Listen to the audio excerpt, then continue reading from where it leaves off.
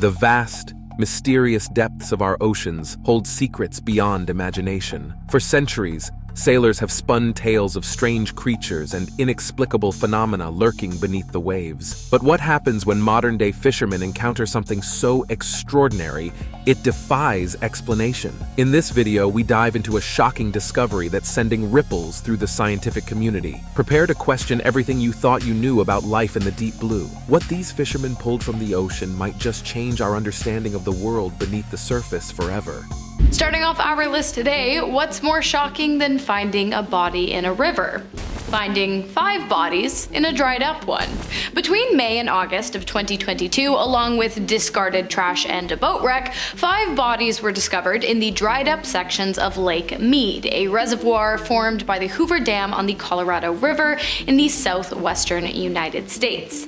On May 1st, authorities discovered the remains of an unknown individual that had been stuffed into a barrel after being killed by a blow from a projectile to the skull. And while the investigation is ongoing, police do have reason to believe that there may be mafia involvement in the death of the individual. 4 other bodies were found in the following weeks and months, and despite the fact that a firearm was located in close proximity to one of those bodies, it is believed that their deaths were a result of accidental drownings, but of course only time will tell. Archaeologists have known about this ancient Roman fort in Galicia, Spain for decades, but just recently, in 2022, the entire site was uncovered when water levels dropped to 49% of capacity. The site is called Aquis Querquenis and was constructed in 69 to 79 AD and was abandoned around 120 AD. It was a temporary fort and military fortification for soldiers while the nearby Via Nova Road was being built. The site was rediscovered by an archaeologist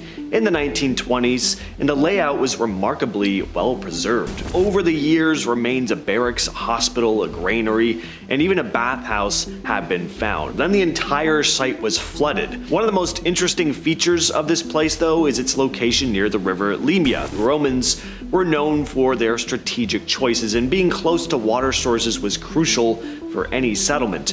There are also the nearby hot springs. The Romans loved their baths, and it's likely that these hot springs were used by the soldiers to relax and recuperate. Next up, we have the discovery of a lost ancient city, which was found as a result of the Euphrates and Tigris rivers' water levels becoming incredibly low in 2018 due to a prolonged drought in Iraq. As the water levels dropped, curiosity grew when the ruins of an ancient city came into view of archaeologists in the area.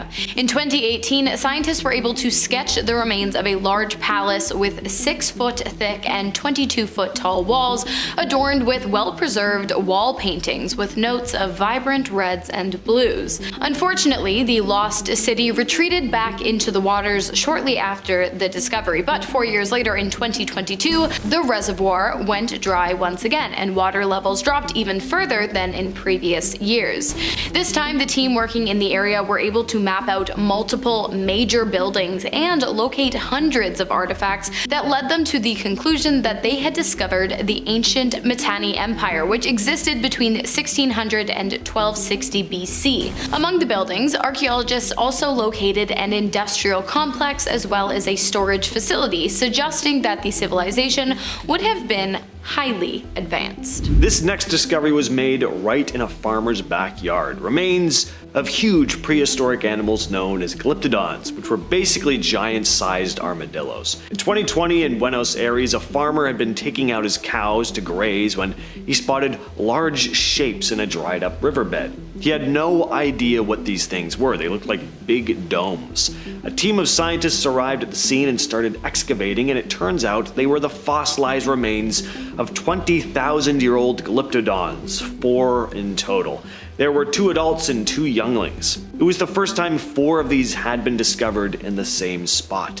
They had all been facing the same direction as if they'd been traveling somewhere when they died. Their shells were massive and weighed about a ton. Incredible find, and what's really cool is seeing all the detail of their shells and tails as the sand and dirt is removed. It's just like, yeah, they were there. Really cool. Next up, we have the River Nile, and before you come for me, yes, I am well aware the Nile as a whole has not dried up, but part of it has, a branch of the river known as Aramat Nile branch, which translated from Arabic to English means the Pyramids Nile branch. It is believed that this now dried up arm of the River Nile was a pivotal part of the construction of not only Egypt's largest pyramid, the Great Pyramid of Giza, but also the smaller but still quite large ones surrounding it as well. It is believed that the Aramat branch of the Nile was used as a transportation waterway for both workers and building materials to the sites of the pyramids, based on the adjacent positioning of the riverbank to the pyramids themselves.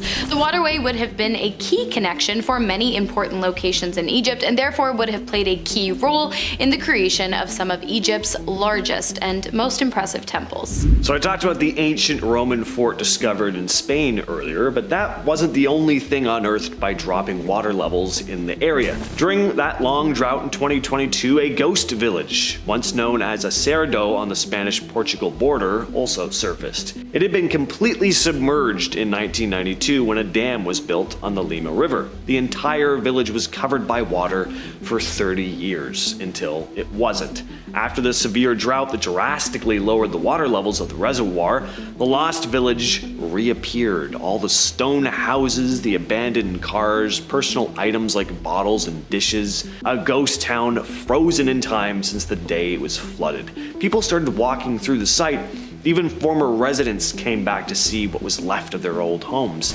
Many of them described how sad it was to see. One man, a fisherman who used to stop at a bar in the village after a long day's work, said the place used to be, quote, all vineyards, orange trees. It was all green. It was beautiful. Look at it now. It's so sad.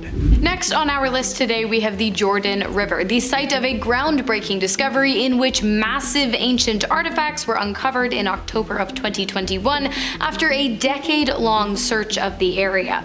Among the artifacts were large stone traps designed to corral animals into enclosures for easier hunting. The traps are the world's oldest large-scale human-built sculptures, suggesting a highly advanced civilization.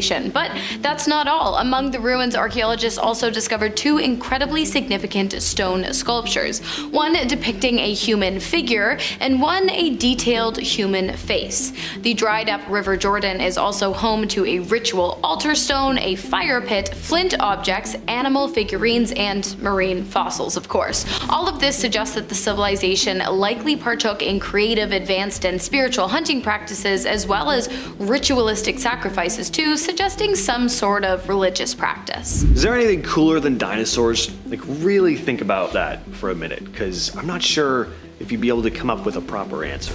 In 2022, parts of the Paluxy River in Texas dried up because of a drought, revealing a bunch of dinosaur footprints. The tracks date back about 113 million years. There were two types of dinos that left the prints. The larger tracks, some of which measure over 3 feet in length, were made by Acrocanthosaurus. This was a massive predatory dino, standing about 15 feet tall and measuring up to 38 feet long. Kinda looked like a T-Rex, but with a bit of a hump on its back.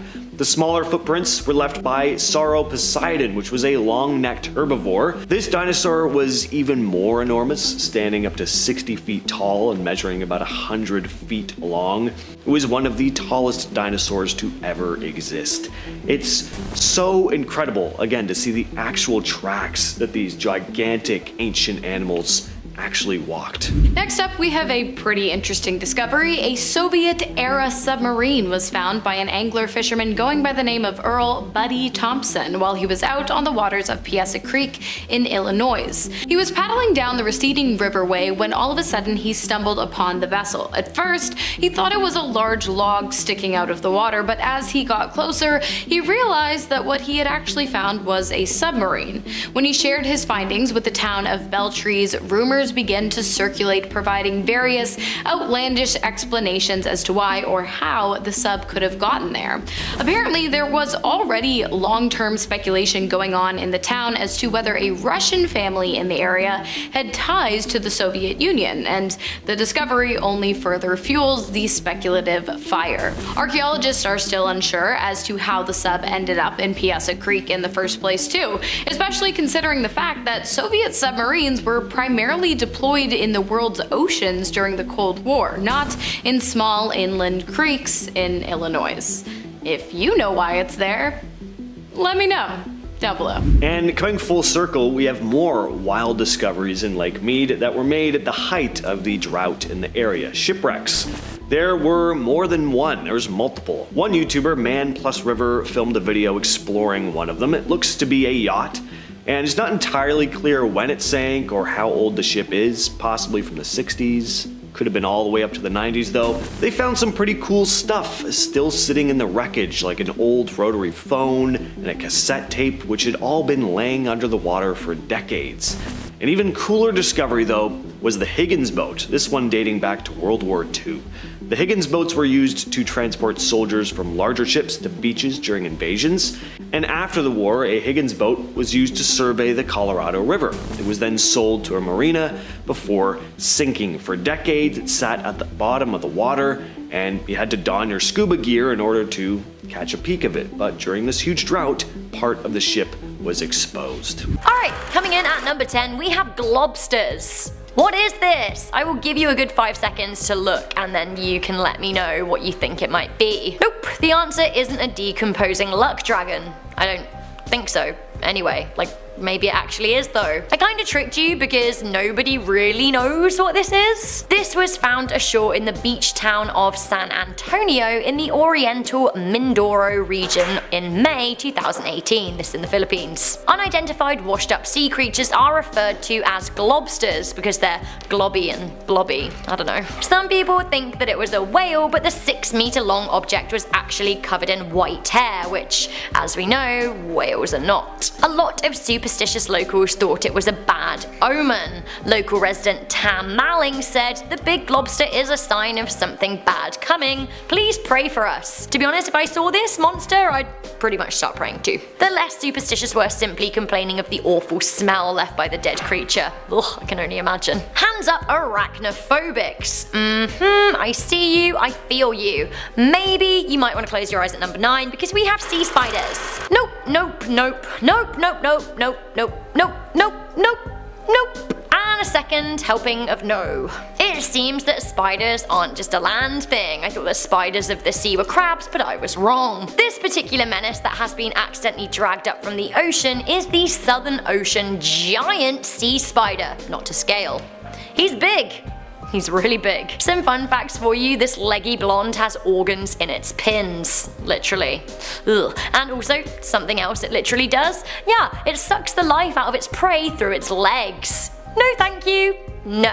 I'm just gonna respectfully decline all sea spiders for the rest of my life. It's a choice. Also a choice at number 8, we have peanut worms. Oh my, just when I thought I swore off peanut worms forever, here they are in my video. Get out. Seriously though, I am horrified by these creatures from the deep. The peanut worm is making me feel, I don't know, I feel like uncomfortable isn't really a strong enough word. I would say deeply uncomfortable. Deeply, deeply, deeply uncomfortable. Imagine being the poor soul that pulls one of these up from the ocean. Seriously, that really is probably more than they bargained for and isn't really safe for work. Look at them, flopping around being worms. Do you want to see a bunch of them together? Here you go. I honestly totally get why they're called the peanut worm, but at the same time, can we think of a slightly better name for them? Do you guys want to see one moving?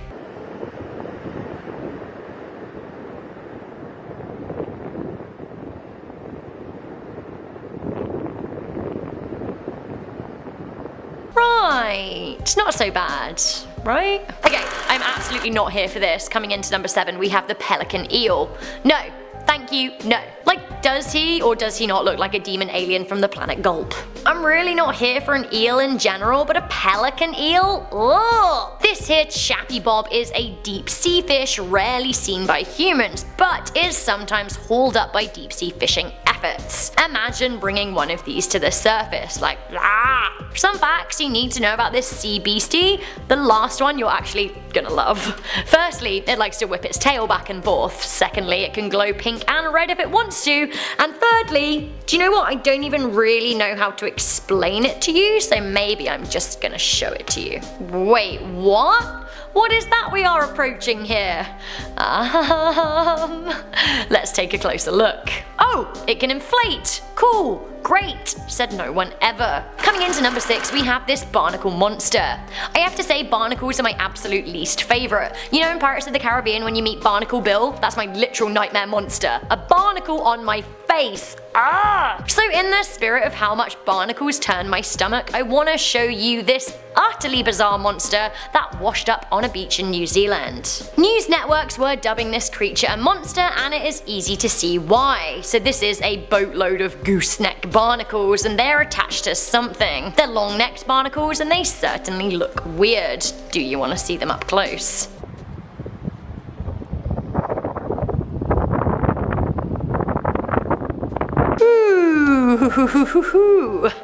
Okay, so we know the explanation. It doesn't mean the thing that washed up wasn't any less scary because bleh. Coming into number 5, we have the lamprey.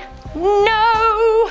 I'm running out of ways to say no. I guess there is only one way, and no. You may have seen images of lampreys floating around the internet. They make for shock thumbnails, but actually, these fanged demons are no clickbait. They're very, very real nasties of the ocean. They're primitive eel-like fish from the North Atlantic and the Baltic. Sadly though, they have actually invaded the Great Lakes of the United States and Canada. They're a pest. Anyway, do you want to see inside the mouth of this devil on Earth or ocean?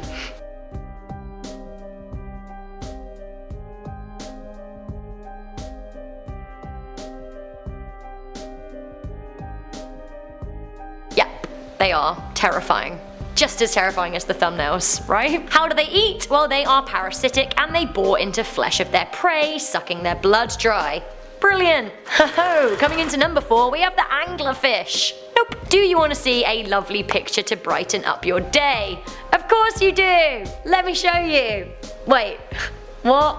No! That happy fisherman has dragged up an anglerfish from the ocean, and these are, I mean, gross, right? Horrifying. Do you want to see what it looks like when it hasn't been bested by a pesky human? You got it. Here it is. And another? Lovely! That is a female. But do you want to know what happens with the males? Do you want to know how they breed? Basically, the males are much smaller and they're parasites. They attach themselves to the back of the female and then they impregnate her without her noticing.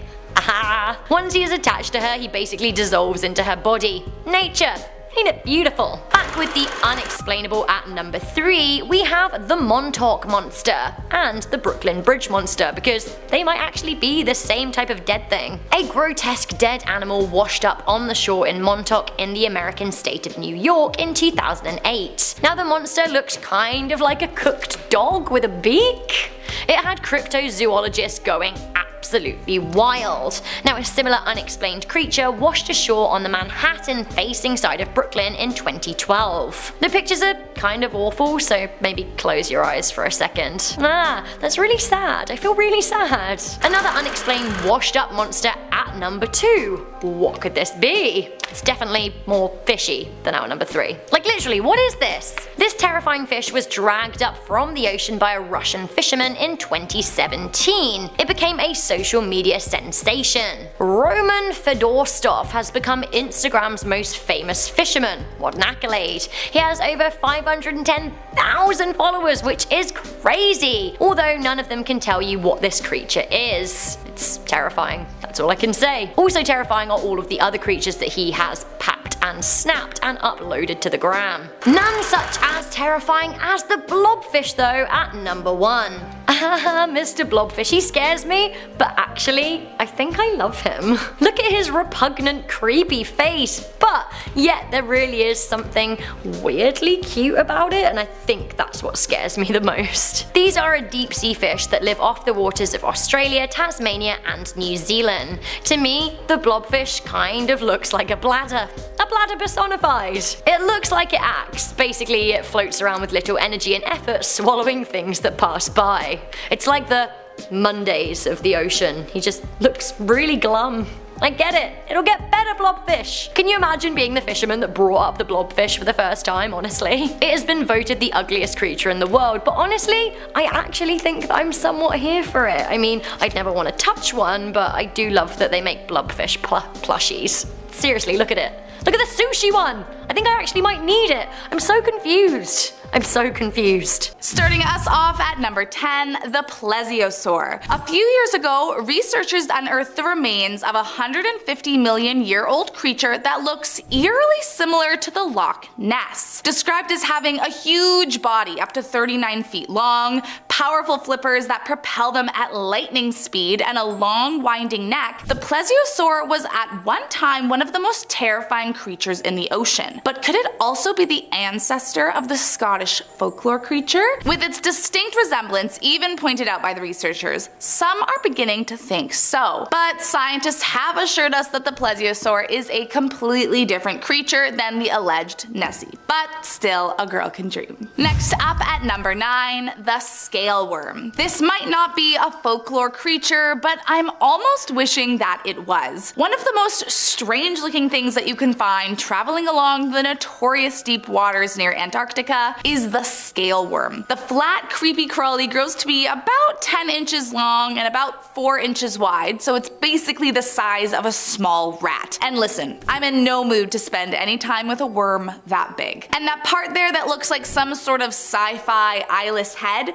well, that's actually a retractable mouthpiece that can be turned inside out and then folded back into its body. Once it's ready to eat, it simply unrolls the mouth bit from inside its body and then goes forth ripping its prey into shreds with its razor sharp teeth. Not enough have been discovered yet to know what the population is like, and while I obviously hope that they're doing well as a species, I never want to be in a room with one alone. Coming in at number 8, animal remains. There are a lot of things I might expect to find at the bottom of a treacherous passage. Abandoned ships, preserved bones from dead bodies, but fossilized animal remains might be some of the most creepy I could think of. Believed to be over 250 million years old, scientists think that they've found a distant relative of mammals deep at the bottom of the ocean. Due to the insanely low temperatures, the remains were kept in pristine condition, allowing for in-depth research to be done on the creature. Although they aren't sure just what it is yet, it's about the size of a cat and they think it laid eggs. Let's just hope it's not some haunted creature looking to wreak havoc on the first to find it. Coming in at number 7, a giant egg. During the dinosaurs' times, what we now call Antarctica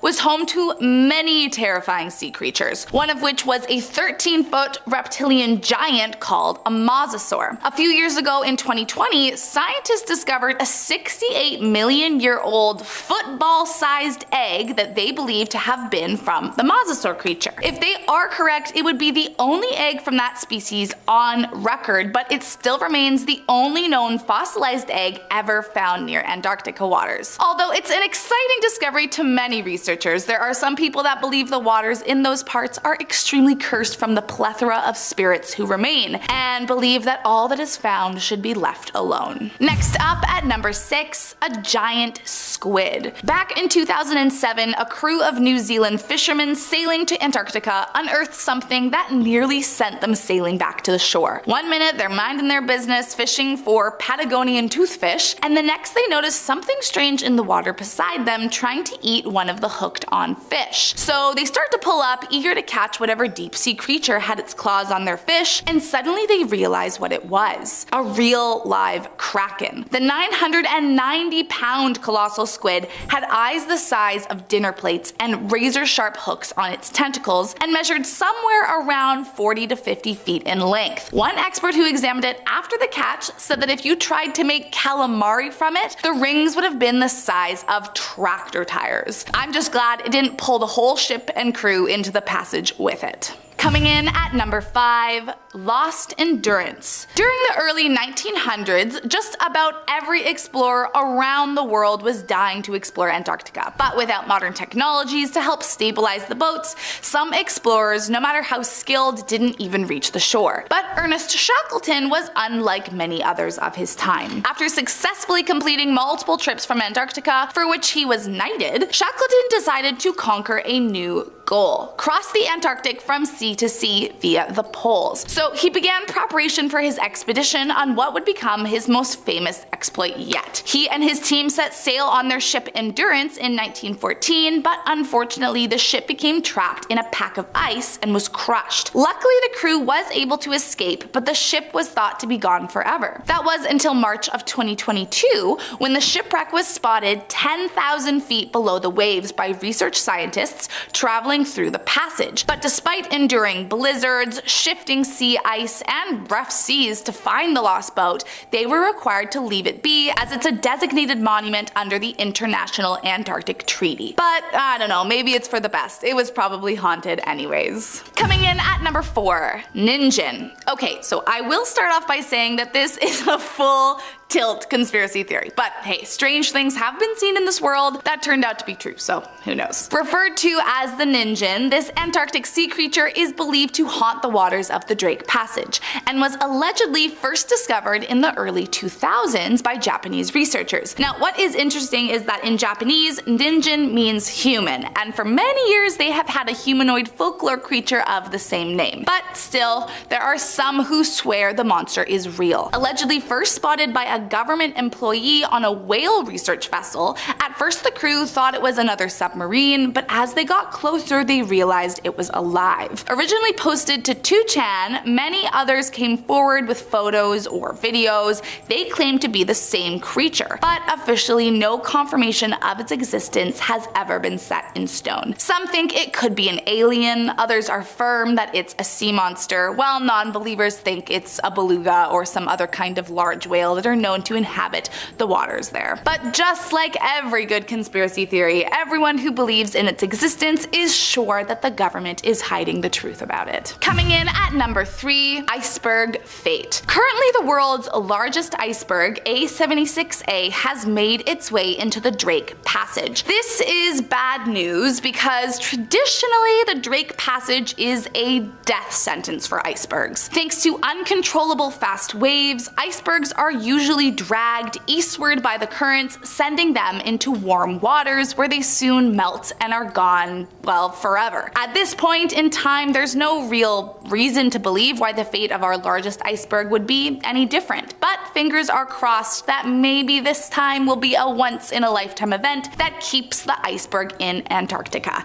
I guess we'll just have to wait and hope that it won't be another lost iceberg adding to the rising sea levels. Coming in at number 2, risk of penguin extinction. It might not be a ghost story about a cursed artifact, but truth be told, there is not much that's darker or scarier than climate change. At the rate of how things are going, ice over the Drake Passage and Antarctica is melting. And while this might have potential to temporarily benefit some creatures, the beloved emperor penguin might be facing extinction. A researcher named Dr. Welsford says, at the rate at which the physical environment is changing appears to be faster than the rate at which Antarctic organisms can adapt. He expects that in our lifetime, things will drastically begin to change, and Antarctica, along with the notorious passage where these adorable animals can be found, might never be the same. And last up in our number 1 spot today, ghosts of the dead. There are many ghost stories from the lives lost in the Antarctic Sea, and some even think that the reason the waters are so treacherous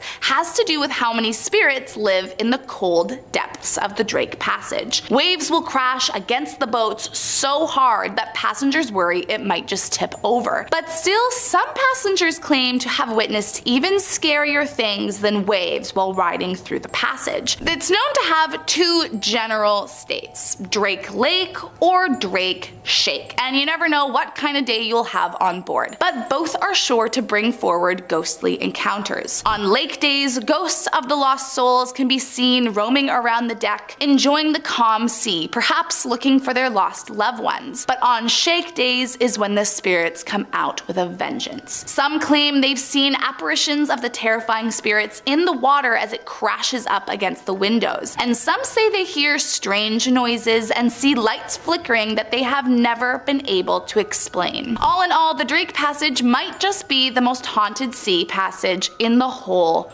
world. Starting off this countdown, we have the disappearing Air Force jet. Over the years, a number of military officials have disappeared while exploring UFOs. Take this case, for example. On November 23, 1953, the U.S. Air Defense Command noticed a blip on their radar in a restricted airspace over Lake Superior. Since it was in restricted space, an Air Force jet took off to investigate. There were 2 crew members on board. The men never returned home from the mission. So while out investigating the blip, they got right to the spot where it should be. On the radar, it showed that they were right on top of this blip, but they couldn't see a craft anywhere. Then ground control saw the blip veer off and vanish, as did the men inside of the jet. The United States Air Force, US Coast Guard, and Canadian Air Forces all conducted an extensive search and rescue to try and find the men, but this was sadly unsuccessful. In fact, they didn't even find signs of wreckage. To this day, no one knows what happened to the mysterious UFO, the men, or their jet. Moving on at number 9, we have the Tehran UFO. In the early hours on September 19, 1976, a shiny object was reported hovering in the skies above Tehran by at least 4 different people. As a result, 2 Imperial Iranian Air Force F-4 Phantom II jets set off to explore this mystery object. However, while nearing this object, their craft began to fail.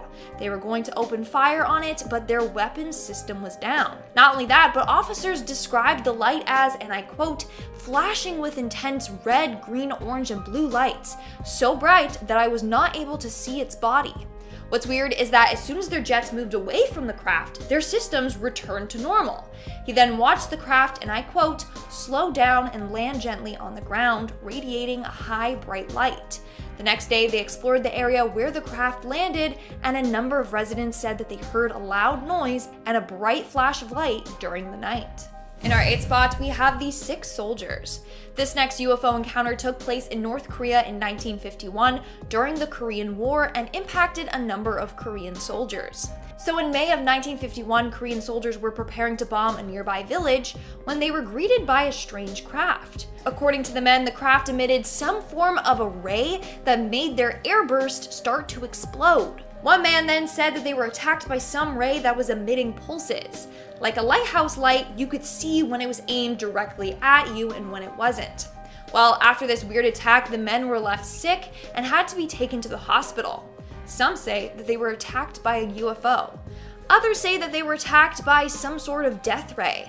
To this day, we still don't know what attacked them and what caused them to fall so ill. Moving on at number 7, we have Skinwalker Ranch. Now this place has been known to be filled with supernatural activity. Not only do evil shape-shifting entities roam the land, but apparently aliens and UFOs do too. According to the original owner, Terry Sherman, him and his wife had a number of chilling experiences there. This ultimately led to them selling his plot of land. For starters, in June of 1996, mysterious crop circles kept appearing. Then, on a number of occasions, they saw UFOs hovering around their property. The worst is when they kept finding their cattle completely mutilated. This was not done by an animal, as it was done without bloodshed, and the cuts were very precise. For years, the government and military have been exploring Skinwalker Ranch to try and make sense of this situation. But they haven't, honestly. In our 6th spot, we have Falcon Lake. This incident has been named one of the most famous Canadian UFO encounters. It all started on May 20th, 1967, when 2 glowing objects descended from the sky near Falcon Lake in Manitoba. This was witnessed by a man named Stefan Michalak. Apparently, one of the weird crafts landed close to him, so he decided to investigate, like a dummy, which was a terrible idea. When he got close to it, it suddenly shot back into the sky. The beam of light from the craft as it took off set Stefan's clothes on fire. He was left with a bunch of strange burns on his body, including burn marks on his chest and a pattern of dots. Following the encounter, he fell ill. Now, some people believe the story to be a hoax, but he literally has burn marks on his body and scorched clothes as proof. So it makes you think otherwise. You're now at our 5th and halfway mark with the 2 fishermen. On October 11th, 1973, 2 friends, Calvin Parker and Charles Hickson, decided to go out fishing on a river in Mississippi. That's when a big bright light came out of nowhere. Parker reported, and I quote, "It was a blinding light. It was hard to tell with the light so bright, but it looked like it was shaped like a football. I would say, just estimating, that it was about 80 foot. It made very little sound, and it was just a hissing noise." But it gets weirder. He then claims that 3 legless creatures came out of the vessel and towards the 2. They described them as having mitten-shaped claws. One was necklace and gray, the other was more feminine. The friends started to freak out, and that's when these creatures wrapped their hands around their neck. Upon doing so, they calmed down. Parker thinks that they were injected with something, and that's why they immediately calmed down. After that, he claims that they went on board the vessel and were experimented on. When they got out of there, they alerted the police, who alerted the military. In fact, the 2 men were interrogated a number of times because of how wild their story was. Moving on to number 4, we have the mutilated sergeant. This story is one that genuinely freaks me out. So back in 1956, an American Air Force Sergeant, Jonathan P. Leavitt, and Major William Cunningham were out collecting the debris from a recent missile launch in New Mexico. While doing so, the 2 separated and decided to go their own ways. After a while, Major William heard his sergeant let out a loud scream. As he rushed towards him, he saw the sergeant being lifted up by a UFO, then pulled him inside the craft before zooming away. When his colleagues found William, he was in complete shock from what he had saw, and he was taken to the hospital. Of course, no one believed him. They were like, "There's no way that he was abducted by a UFO, okay." But after researching, they did find that an unidentified object was present on their radar at the time of the abduction. Now, what happened to the abducted man? Well, 3 days later, his body was found 10 miles away. It was severely mutilated and drained of blood. Isn't that freaky? So it seems like he was literally abducted by aliens and then they killed and ate him or something. What makes this even more suspicious is that the government reports on this just suddenly vanished into thin air. Moving on to number 3, we have pilot Frederick valentich. On October 21st, 1978, Australian pilot Frederick valentich was partaking in a 125 nautical mile training flight when he disappeared into thin air. Now, it's important to note that Frederick was a very experienced pilot. So around 7:06 p.m. that night, he radioed his crew saying that an unidentified craft was following him. He described it as having 4 bright lights with a shiny metallic exterior. His final words were, "It is hovering and it's not an aircraft." Then his signal cut out. Frederick or his craft were never seen again. Now, many people believe that he was shot down or abducted by a UFO. In fact, an unidentified farmer in the area said that he saw a UFO nearly 90 feet in length hovering above his farm. He saw this during the morning of Frederick's disappearance. He then said that he also saw a plane stuck to the UFO leaking oil. Moving on to number 2, we have Terrell Copeland. In 2007, former United States Marine Terrell Copeland had his first experience with an alien. He was in his apartment when he saw an orb of light outside. He said, and I quote, "It was just a big ball of light. It wasn't moving. One was solid white, the other was directly across the street from it, up 300 feet above ground, and was changing colors very rapidly." The next thing he remembers is feeling as though something was wrong and he passed out. When he woke up, he heard someone entering his apartment. The person was moving the doorknob and scratching at the door trying to get in. He tried getting up from his bed, but he was completely paralyzed. He tried to reach for a weapon that he had, but that's when he heard a voice through the door tell him, "You don't need that weapon. We won't harm." When he finally was able to move, he lost 4 hours of his time. He believes that he was abducted by aliens. He said that he remembers being in a room with a woman who was definitely not human. He said, and I quote, "She had the typical black eyes you hear about. She had an elongated skull, and that startled me. And the next memory I have is me standing on my balcony waving at this cylinder-shaped ship." That's freaky. Do any of you guys have a good alien abduction story? Let me know in the comments below. And in our number 1 spot today, we have the Boy Scouts. On August 19th, 1952, a scoutmaster and his Boy Scouts were on their way home from a retreat when they encountered a bright flash near West Palm Beach, Florida. The Scouts master originally thought it was a downed plane or a car accident, so he pulled over and got out to help. He told the Scouts to stay in the car and alert someone if he didn't return in 15 minutes. So he got out with his flashlight and an axe and went towards where he saw the bright lights. This ended up taking him to a wooded area. About 4 minutes in, he started to smell something very nauseating. Then he felt like he was being watched by somebody. The next thing he remembers is feeling heat on the top of his body. He looked up and saw a hovering, glowing object above him. He started to back away from the craft when he heard a noise like metal against metal. A hatch then opened and he saw a red flare come out towards him. The next thing he knew, he was unconscious. When he awoke, he was leaning against a tree but was completely blind. His eyes had been burned by the light. When authorities found him, he was incoherent, terrified, and freaking out.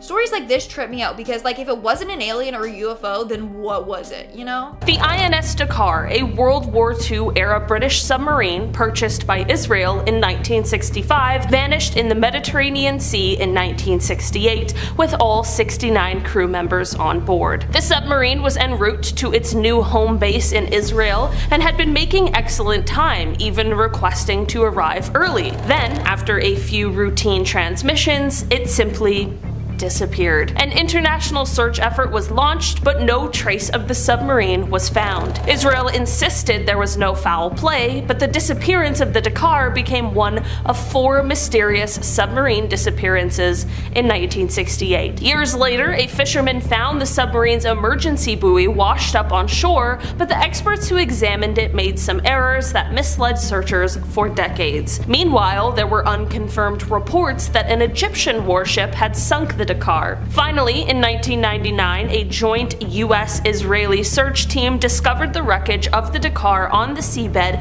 almost 10,000 feet down. The submarine appeared to have rapidly plunged past its maximum depth, causing a catastrophic hull rupture. The exact cause of the sinking remains unknown, but it's clear that whatever happened was sudden and devastating, leaving the crew no time to take emergency measures. The discovery of the wreck brought some closure, but the mystery of what happened to the Dakar in those final moments continues to haunt us. The French submarine Minerve vanished in 1968, taking with her 52 souls. She was last heard from while cruising just beneath the waves in the Gulf of Lion, promising a nearby aircraft a swift return to port. This was the final transmission from the doomed sub, and she disappeared without a trace in waters thousands of feet deep. Despite an extensive search, the French Navy couldn't locate the missing sub. For over 50 years, the families of the lost sailors were left in the dark, unsure of what had happened to their loved ones. The official file on the incident was classified, adding another layer of mystery to the tragedy. It wasn't until 2019 that a glimmer of hope emerged. A new search using advanced technology was launched, and this time,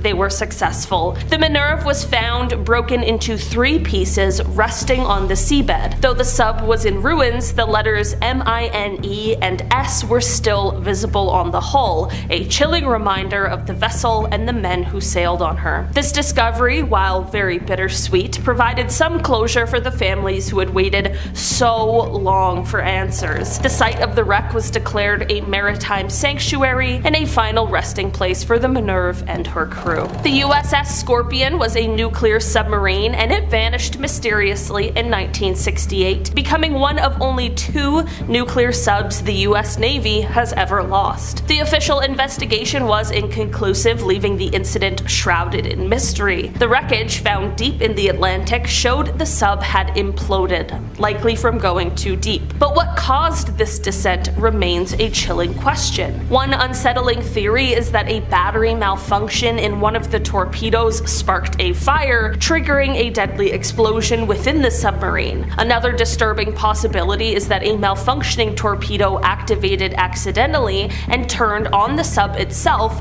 striking in a horrifying twist of fate. Yet another theory suggests the sub's trash disposal unit malfunctioned, causing flooding and a cascade of failures leading to the implosion. Adding only another layer to the story, some believe the Scorpion was sunk by a Soviet submarine, possibly in retaliation for another incident. This theory claims a spy ring within the US Navy could have leaked the Scorpion's location to the Soviets, but the Navy maintains no Soviet sub at the time had the capability to track and attack a US sub like the Scorpion. Despite decades of investigation, the truth behind the USS Scorpion's demise remains elusive. The unanswered questions and numerous theories contribute to the eerie tales of this lost lost submarine, making it a haunting chapter in naval history. The USS Thresher, a cutting-edge nuclear submarine designed to hunt Soviet subs, met a chilling end on April 10, 1963. During deep-sea diving tests off the coast of Massachusetts,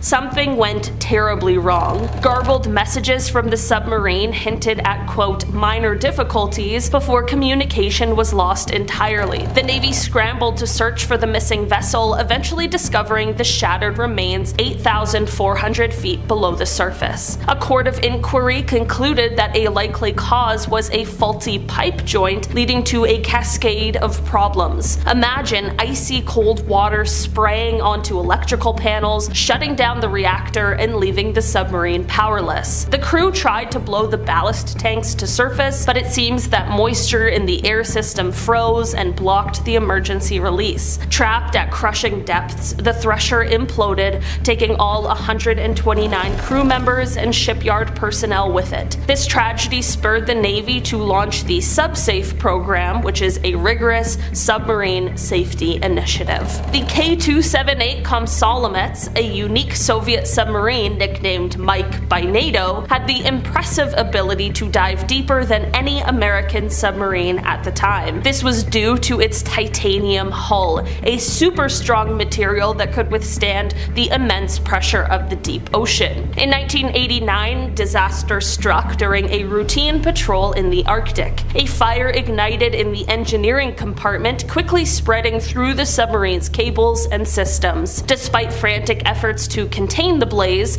the submarine lost power and was forced to surface. Imagine the chaos. A nuclear-powered submarine on fire, floating helplessly in the frigid Barents Sea. The crew sent out distress signals, and most abandoned ship plunging into the icy waters. For hours, the submarine remained afloat, the fire continuing to rage. But eventually, it succumbed to the flames and sank to the ocean floor over a mile deep. The crew faced a desperate fight for survival. Many perished from hypothermia in the freezing water, while others were rescued by a nearby fishing vessel. Tragically, 42 of the 69 crew members lost their lives. The wreck of the sub remains on the seabed, a chilling reminder of the disaster, with its nuclear reactor and 2 nuclear-armed torpedoes still on board. Though efforts have been made to contain any potential radiation leaks, the submarine continues to be monitored closely, a silent specter haunting the depths of the Barents Sea. The ARA San Juan, a submarine in the Argentine Navy, disappeared on November 15, 2017, with 44 crew members on board. This chilling event occurred during a routine patrol in the South Atlantic as the submarine was making its way back to its base in Mar del Plata. What followed was a massive international search effort involving over 30 ships and aircraft from various countries. Adding to the mystery, an underwater sound consistent with an implosion was detected near the submarine's last known location. This suggested a tragic end for the crew, and hopes of a rescue dwindled. The search continued for weeks, but the submarine remained elusive. It wasn't until a year later, on November 16, 2018, that the wreckage was finally discovered by a private company using advanced submersibles. The submarine was found in pieces scattered across the ocean floor at a depth of nearly 3,000 feet. The haunting images of the wreckage confirmed the devastating implosion,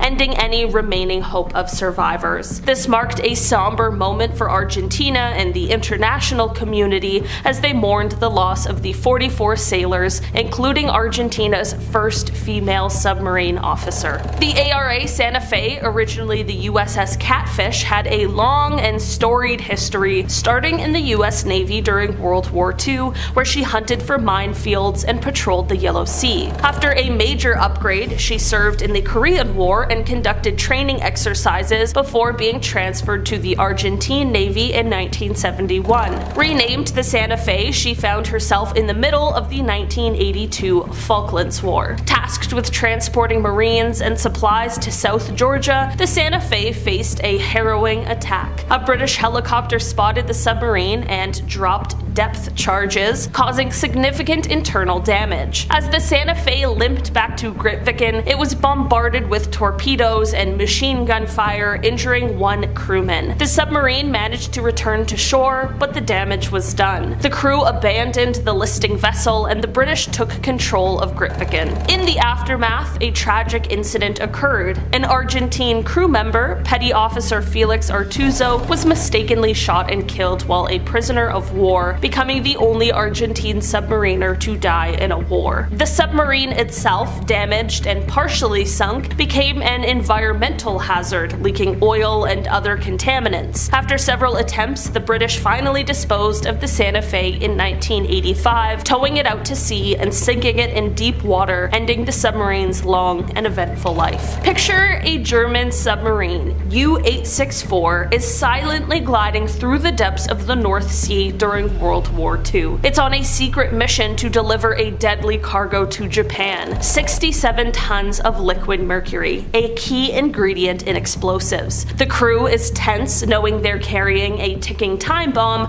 not just for their enemies, but for themselves. Unbeknownst to them, a British submarine, HMS Venturer, is hot on their trail. Venturer's crew has cracked the German naval codes and is determined to stop U-864 at all costs. A cat and mouse chase ensues, both submarines submerged, each listening for the other's slightest sound. It's a high-stakes game of hide and seek where one wrong move could mean instant death. After hours of tense pursuit, Venturer takes the gamble. The crew calculates U-864's trajectory and fires a spread of torpedoes. The German sub hears the incoming threat and desperately tries to evade, but it's too late. One torpedo strikes, causing a catastrophic explosion. U-864 is ripped in two, sinking to the bottom of the sea, taking all 73 crew members and their deadly cargo with them. Fast forward to 2003, the wreck of the U-864 is discovered off the coast of Norway, but the danger isn't over. The mercury containers have rusted,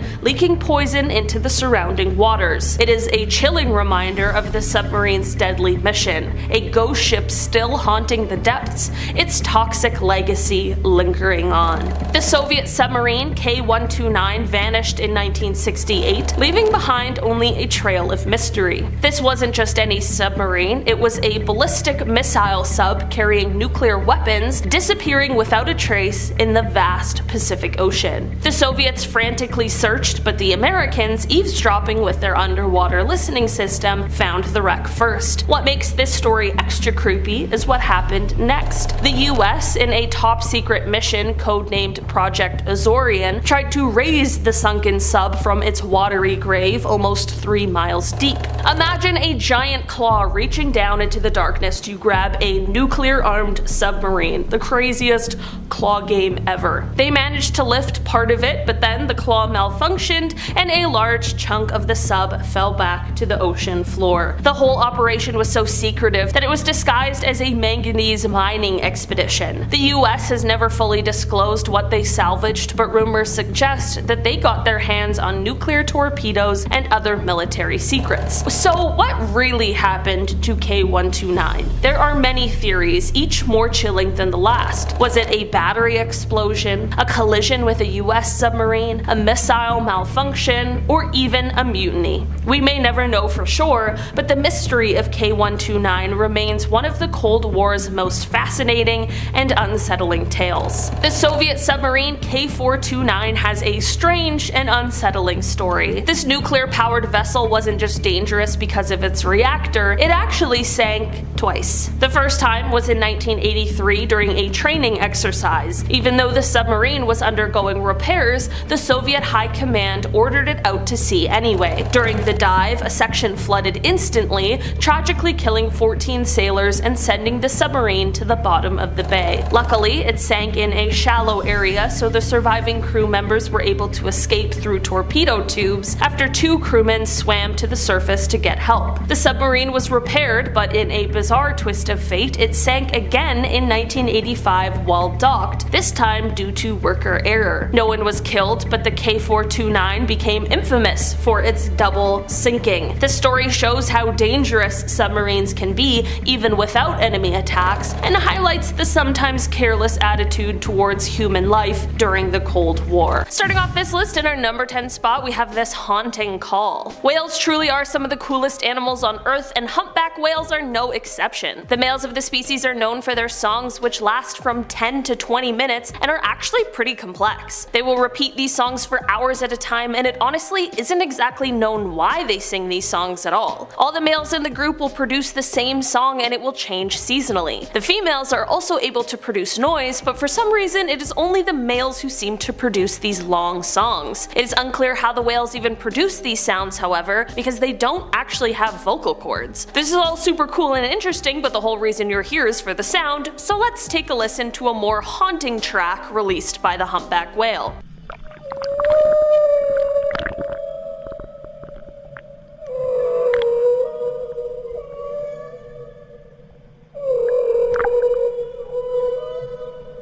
Okay, so please tell me I'm not alone in thinking that that was the most beautifully haunting sound I've ever heard come from the sea. But also imagine being alone in the ocean, not knowing what that was, and then hearing it. Probably pretty terrifying, right? At least we're all safe here in YouTube land. In our number 9 spot today, we have this marine chorus. Okay, so out of context, if I played you this sound, what would you think it is?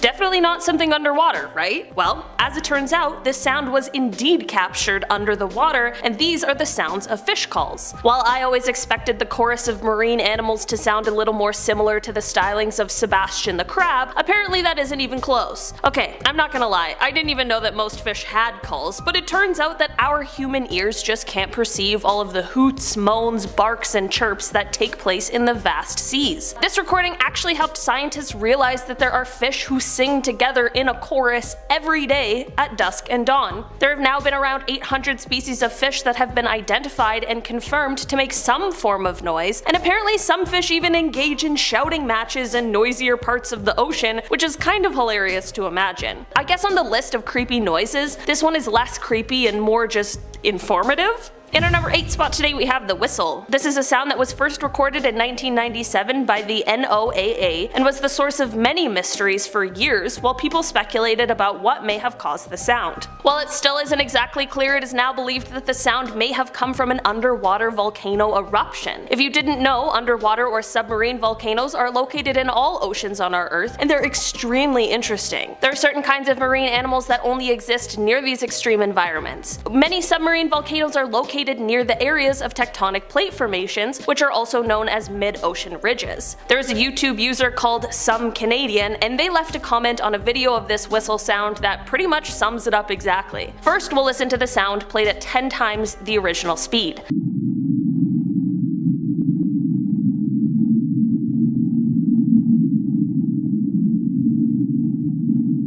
The comment read, quote, "It could be the sound of something moving through tunnels. 1. Volcanic eruptions and gases. 2. Something big and hungry. You choose." I think they might really be onto something there. In our number 7 spot today, we have bloop. Why are all of the weirdest ocean sounds first recorded in 1997? Bloop is another one that came from that year, and it was a loud and unusual sound that was placed as occurring several times off the southern coast of South America, and it was so loud that it could be heard over 5,000 kilometers away. At first, researchers were confused because, while the sound was actually similar to known sounds of living creatures, it was just way too loud that not even the blue whale, the largest living creature, could have produced it. So what is it then? Well, as it turns out, it is in fact not the Kraken, and instead it is actually consistent with ice quakes that are generated by large icebergs as they crack and fracture. It seems like this sound, going with that explanation, doesn't really make sense, but hey, I'm no scientist. But here's the sound for you to judge for yourself.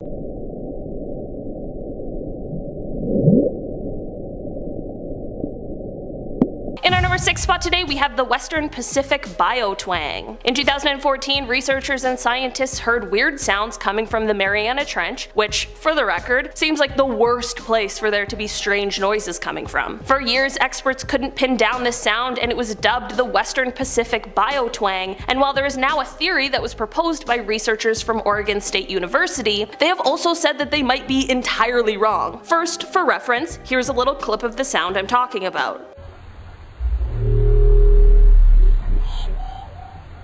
Okay, so if you're like me, my mind immediately went to something alien related or some sort of creature that perhaps we haven't yet discovered. I mean, this is the Mariana Trench we're talking about. The theory put forward by the Oregon State researchers was that perhaps this may be a new type of baleen whale call. Okay, that's probably the best of all of the options, but I really don't like when someone tells me the answer to a scientific mystery only to tell me that that might not actually be the answer at all. While the low part of the sound would make sense to attribute to the baleen whale, it's the end high-pitched twangy part that would be incredibly unique. The wide range of frequencies in the sound are what continues to baffle those who are trying to find the source of this mysterious sound. In our number 5 spot today we have Julia. Julia is a sound that was recorded in 1999 by the US National Oceanic and Atmospheric Administration, or NOAA, which I've already talked about today. It sounds like it could be straight out of a horror movie, so considering it was a sound that came from our ocean and at first no one could tell where it had come from, it really was quite frightening. The sound has now likely been demystified, as researchers are pretty positive they know the origin of it. It is now believed that this sound was caused by an iceberg running aground off Antarctica. The sound, however, was insanely loud. It was so loud that it could be heard over the entire equatorial Pacific Ocean autonomous hydrophone array. Researchers were later able to narrow down what they believe may have been the point where the sound originated, although they've never actually been able to pinpoint it exactly. Most of the time when people hear the Julia sound, they hear it sped up at 16 times the original speed, but today we are going to listen to a clip of the sound at regular speed because I think it is much more eerie this way.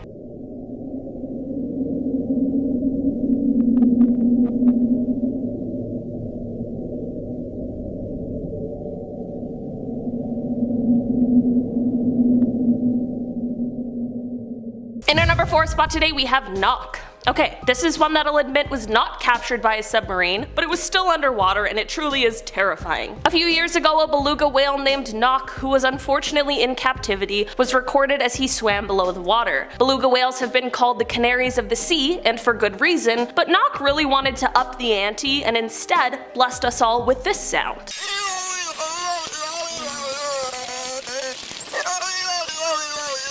Knock had this uncanny ability to mimic the rhythm and tone of human voices, and it truly is kind of frightening. It of course is also a little sad, as part of this was probably because he spent most of his life being forced to listen to humans speak because he was being held in captivity. Before this recording of Knock, the voices of belugas and their sometimes human-like sounds have been talked about, but Knock was the first time it was recorded, and honestly, I kind of wish it hadn't been. In our number 3 spot today we have the bioduct. Since the 1960s, this sound has absolutely stumped researchers who heard it. This sound was basically what the name attributed to it would suggest. It sounded like some sort of mechanical duck.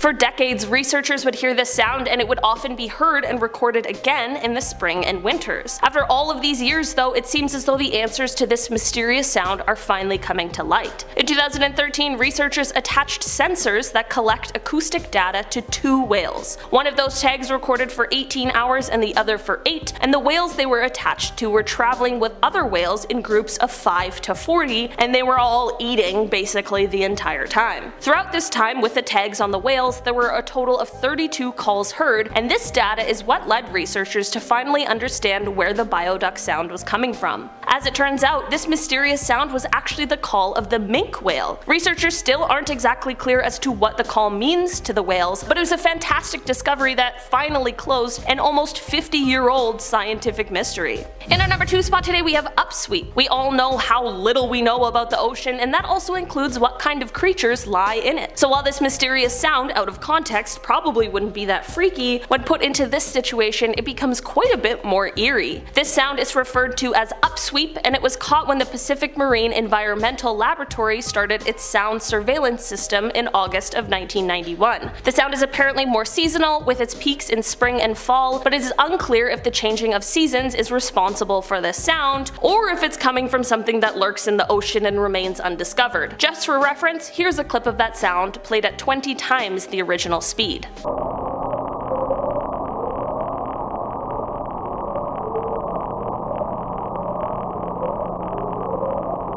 It is possible possible that this sound could be coming from underwater volcanic activity, but it is also possible that it's not, so who really knows? In our number 1 spot today we have an earthquake. Okay, so to add another creepy Mariana Trench sound to this list, we have one that was taken from the bottom of the Challenger Deep. In fact, it was the first ever sound recording to be taken from the bottom of the Challenger Deep, so it's a pretty cool scientific advancement as well as a terrifying sound. Despite the crushing pressures and the fact that there's no sunlight, the Challenger Deep is actually pretty noisy, and that is because of the fact that sound travels a really long way underwater, which ends up kind of turning the Challenger Deep into a sort of echo chamber of oceanic sounds. So while the recording was able to pick up things like the sound of a boat almost 11 kilometers overhead and the sounds of whale calls, they were also able to pick up the sound of a magnitude 5 earthquake rumbling near Guam on July 16, 2015.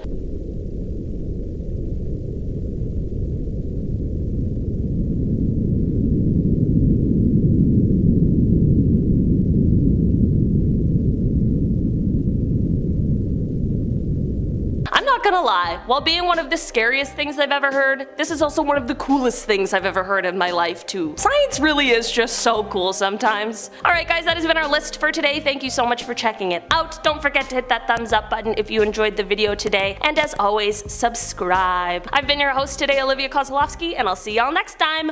Bye! Create a video using exactly this script. Want to see more videos like this one? Check out this video about the infamous megalodon. Is it still alive possibly? Click the video now to find out more. You won't be disappointed with what you find out. The megalodon might be out there, and we have all the proof you need in the next video.